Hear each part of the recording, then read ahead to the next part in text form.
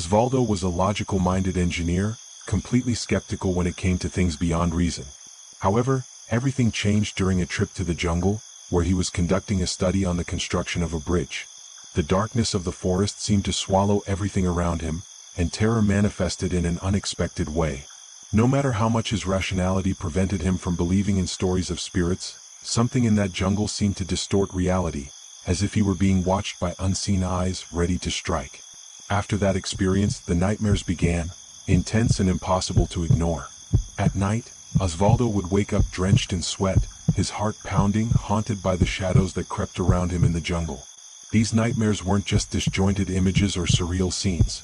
They were pure horror, vivid and overwhelming.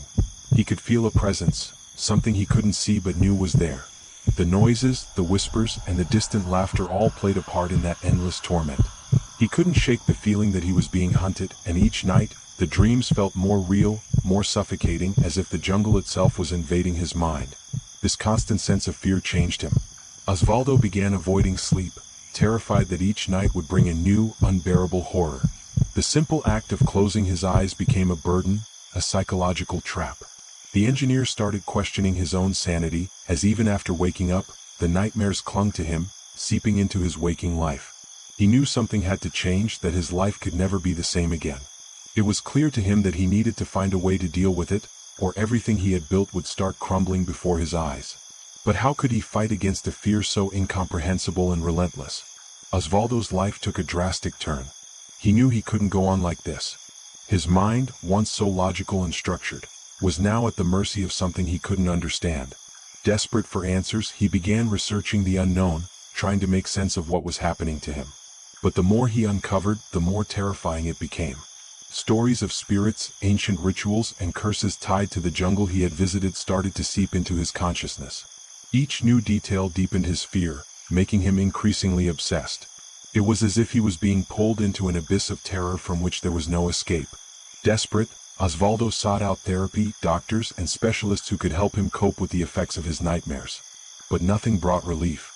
He tried to distance himself from everything related to that experience, but his mind refused to forget what he had seen and felt in that jungle. Over time, he even altered his daily routine, avoiding dark places, refusing to go out at night, and even avoiding being alone. The terror of the unknown, of something he couldn't see or touch, became a constant presence in his life, a shadow following him with every step. His once rational mind was now consumed by an ever-growing, irrational fear. Yet at the same time, something inside Osvaldo pushed him to keep going. He knew he couldn't continue living like this, trapped in fear and paranoia. He decided to radically change his approach, turning to spiritual and mystical paths, something he had once dismissed as mere superstition. As he delved deeper into this new world, his fear intensified, but so did the strange feeling that something might finally free him from his endless nightmare. He was willing to confront the unknown in a way he had never imagined, without realizing that it would only drag him deeper into the darkness of terror. During a session with a local shaman, Osvaldo finally found the answer he had been searching for. The man, with his piercing eyes and deep voice, revealed something that no study or therapy had ever mentioned. He spoke of a deep connection between the jungle and the horrors Osvaldo was experiencing. His time in the forest had not been just another event, it had been an encounter with an entity that guarded an ancient and terrifying secret. Upon hearing these words, a shiver ran down Osvaldo's spine, as if the jungle itself was in some way invading his soul. The fear gripped him more intensely than ever before, something he could no longer deny.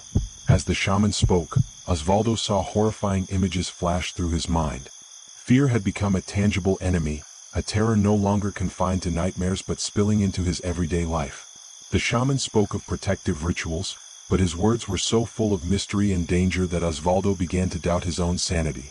He no longer knew what was real and what was illusion. The mystical experience, far from bringing him relief, only intensified his dread, confirming his worst suspicion. Something far worse was yet to come. The idea that he was being targeted by a malevolent force consumed him, and each day, he sank deeper into his desperate search for answers. From that moment on, Osvaldo's life changed irreversibly. He began isolating himself, afraid that the terror haunting him might also affect those around him.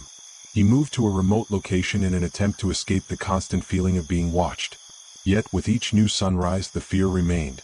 Now he no longer feared just the nights, but every moment of the day as if the jungle, with all its horrors and mysteries, was always lurking.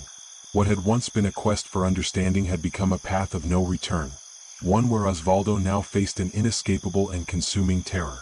Osvaldo, now completely alone and drowning in paranoia, never imagined that the worst was still to come. Each passing day, the presence he feared seemed closer, more real. But on the final day of his search, as he performed a last ritual to rid himself of his torment, he made a horrifying discovery. It wasn't the jungle that had been haunting him. It wasn't the spirit of something he had encountered. The real terror was what he had awakened within himself.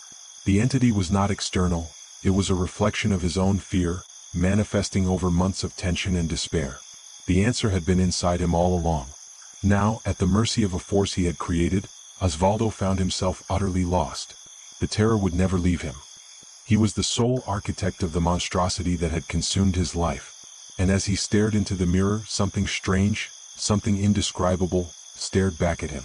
A shadow darker than his own soul. He would never know if this was the end, or the beginning of something far more terrifying. The line between reality and madness dissolved before his eyes, and the only sound he could hear was a deep, silent whisper, "You will never be alone again." And now I ask you, what would you do if you were Osvaldo? Could you face the terror you created?